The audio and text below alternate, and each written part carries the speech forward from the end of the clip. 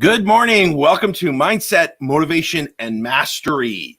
Thanks for joining me here this morning. Like I said, I'm going to jump on here every morning this week to kind of launch us into 2021. It's the beginning of the year. And kind of this is where the rubber meets the road for setting ourselves up for hitting our goals for 2021. Here's the truth. We know that where we got last year or what we did last year, whether you blew your goals out of the water or whether you didn't, is simply kind of the habits and the behaviors that you got into in 2021. I'm sorry, in 2020. And we're going to change that in 2021. And we're going to start creating the new habits that align with your goals. If your habits and behaviors do not align with your goals, then you can't expect to actually hit your goals. So my goal with you over the next 5 days is for you to start thinking about what is it, the things that you need to do. What is it that you have to change? What is it that you need to maybe do more of, do less of, start doing, stop doing, in order for you to ultimately hit your goal in 2021? Here's the truth.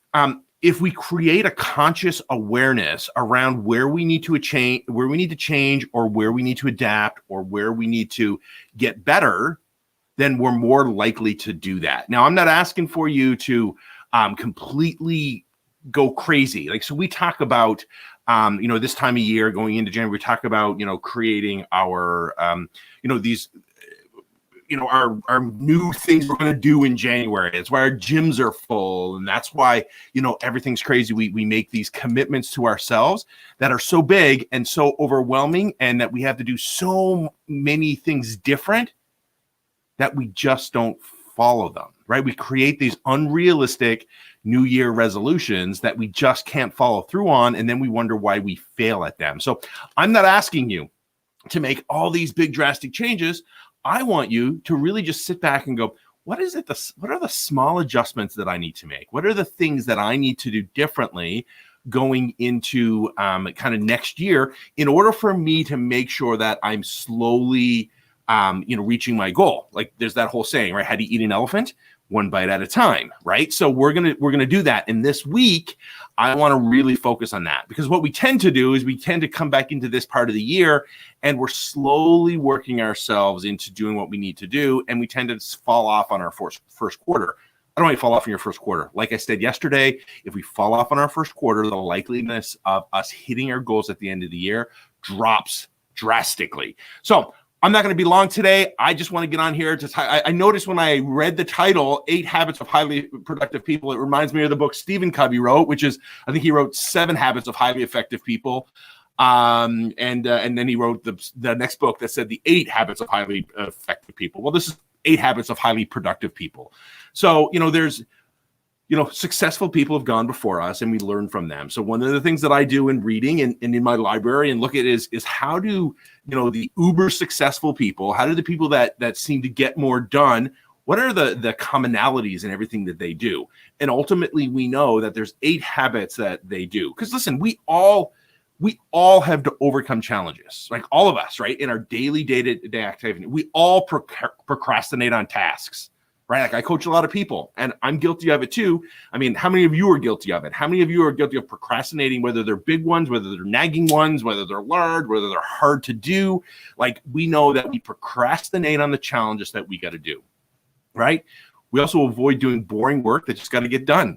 That's why a lot of us as salespeople are terrible at paperwork, right? Like, let's be real. I know, because I owned an office of a lot of agents.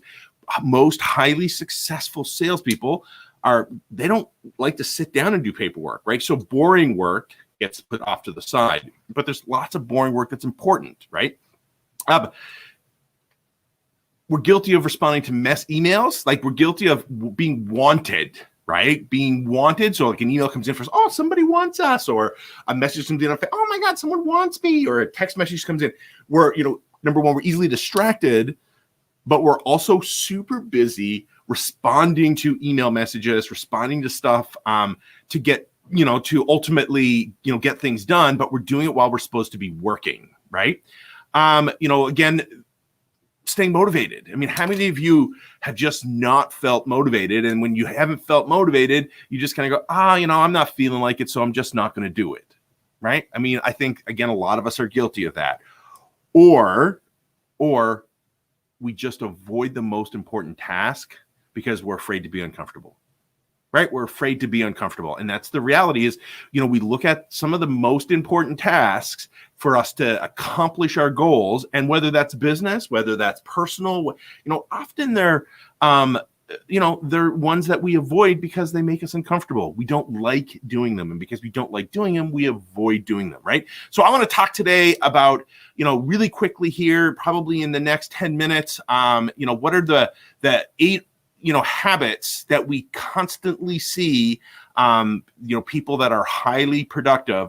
What do they do really, really well? Let me see if I can do this real quick. All right. So let's kind of, jump into this real quick, if I can get this to work. Okay. Number 1, highly productive people focus on the most important task first. We talked about it yesterday, eating the frog, right? So they look at their most important task and they say, every day, I'm going to get the most important task done first, and I'm going to set myself up to win for that. So I don't care whether it's challenging. I don't care whether you're uncomfortable doing it. I don't care if you hate doing it.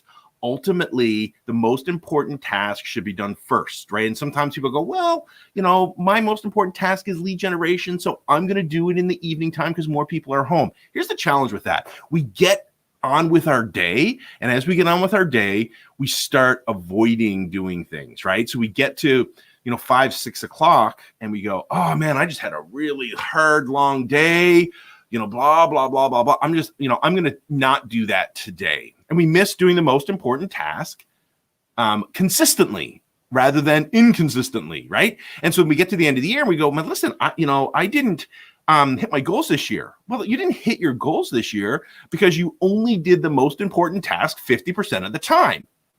So why would you expect to hit your goals? Why is that an expectation that you have to hit your goals if you don't do the most important thing, consistently every day? So get it done, get it off the plate. We know the most highly productive people do that first. Right? They keep distraction to a minimal. Listen, we're in a world of distraction, man. Even me sitting here right now, I have a phone here. I have 3 monitors. Again, my email is there. We live in a world where there's so much distraction, so much coming at us at any given time. And if we allow that, and we allow to live in that world, which I'm going to say, the majority of people, I would even go to guess that 80 to 85, if not 90% per people live in the world of distraction, where they go from one distraction to the next distraction to the next distraction. And therefore, it prevents us from getting number 1 done, right? Which is focusing on the most important task first. So set yourself up. I listen to Darren Hardy, and Darren Hardy talks about his hour that we can call it hour power, but his hour that he sits down and he focuses on getting stuff done and he eliminates every distraction. So you need to eliminate every distraction when you're focusing on the most important task, right? So keep distraction to a minimal. Turn off your email, turn off Facebook, stop, getting on and scrolling through Instagram, or looking at TikToks. Cause I have a son and he's addicted to these TikToks, right? Cause you look at one and then you got to look at the next one. And we live in that world where everybody is fighting for our time and attention. And if we don't give our time and attention to the things that matter most, we're going to lose, right? Number 3, don't multitask. Multitask, I think Gary Keller talks about it in The One Thing. Multitasking is no different than task switching. Matter of fact, I think there was a study done that says people who multitask are dumber than people who are stoned, which means most of us are going around stoned all day long because we're trying to do multiple things at the same time, because we can't multitask. You can't do 2 things at one time, right? So, we want to make sure that we're not multitasking and that we're setting ourselves up to spend so much time on each task that needs to be done so that we can get stuff done. We know that highly productive people, they really hone in on spending a specific amount of time on every task and not doing multiple things at one time. Because it is not like people go to me, oh, I'm really good at multitasking. No, you're not. You're good at task switching, right? All right. Number 4, work before they get motivated or inspired. So people want to be motivated or inspired before they work, right? So we talked yesterday, but in the morning, listening to something inspirational because we want to be inspired or motivated to get work. Do you know what's most motivating or most inspiring? What's most motivating or inspiring is getting the most important task done first, is getting results in the work that you do, is doing the things that you know you need to do. That inspires you, that motivates you. So sometimes you're not going to feel motivated. And I don't care. Get up and do it anyway. Listen, there are many mornings I wake up and I don't want to get out of bed to go to work. I don't want to get out of bed to go walk. Come on, like, let's be honest. I don't want, I had to do a full reno on my office over the holidays. And here's the deal. I didn't want to do it. Right. And so I was never going to be motivated or inspired to do it, which is why most of us don't lead generate like we should do. Is because we want to be motivated or inspired to lead gen. Most of us don't want to do it. So how is that even going to happen for us if we want to get motivated or inspired before we do anything, right? Do it and you will be motivated and inspired. Number 5, break tasks into smaller pieces. The reason we multitask is we take on too much at any one given time. We take on too much. So if you break big tasks into smaller tasks or smaller pieces and you time block, right, then you will ultimately get more done, right? I mean, you look at people, I want to go create this, and they try and create it in one day or create it in one given amount of time, rather than going, I'm going to create and do this piece today, that piece tomorrow, so that we can get more done in every single day. And I'm going to, again, go back to lead generation because it's the number one challenge that most real estate agents have. And that's, I don't care whether you're new to the business. I don't care whether you've been in the business 20 years. I don't care whether you run a big team. The reality is most of your weakest parts are in picking up the phone and lead generating, right? So if you break everything into smaller pieces, even your lead generation, and you do it consistently every day, I promise you're going to get more done, right? We know that to be true.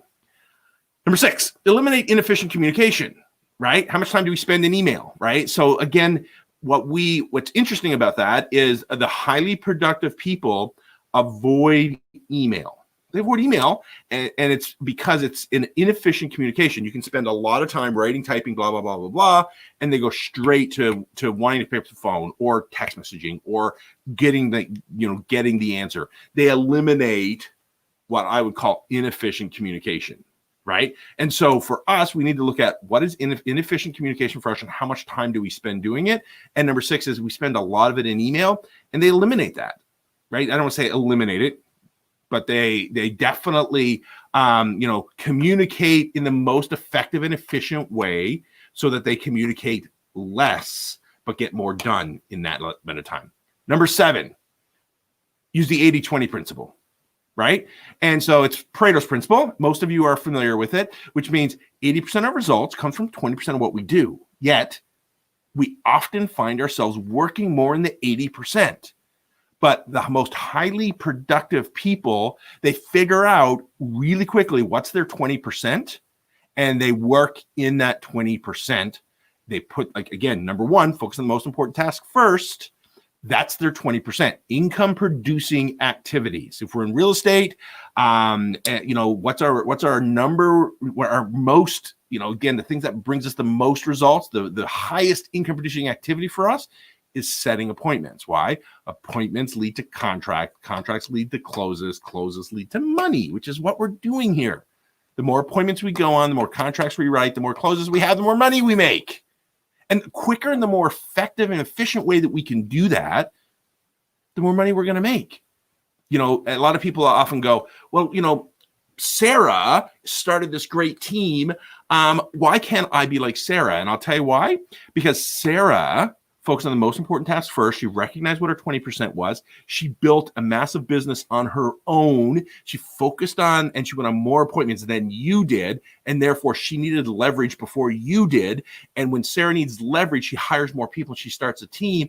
And then Sarah starts replacing herself, right? So if you want to be like Sarah, recognize what your 20% is and get into that 20% consistently.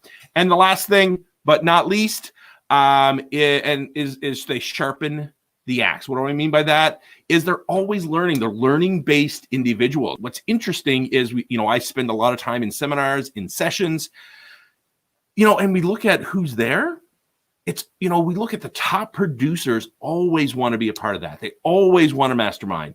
And it's funny because I look at the less productive agents and their reasons to me, or the story they tell themselves is, I don't have time to do that. Well, if you don't have time to do it, how can someone who's doing hundreds of transactions a year have time to do it? The difference is they recognize it as one of the most important things that they can do. Is they can sharpen the axe to get better. They're learning based. They read, they attend sessions, they spend money on themselves, right? Obviously, I'm a coach.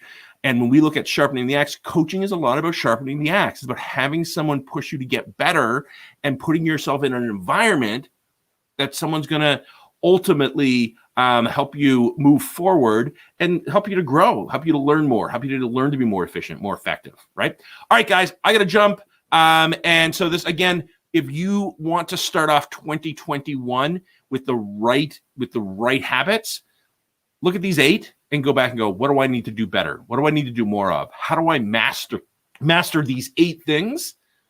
How do I master these 8 things so that ultimately I'm more efficient, more effective, and getting more done? All right, guys, have a great day. See you in the same place tomorrow. Thanks for joining me on Mindset, Motivation, and Mastery.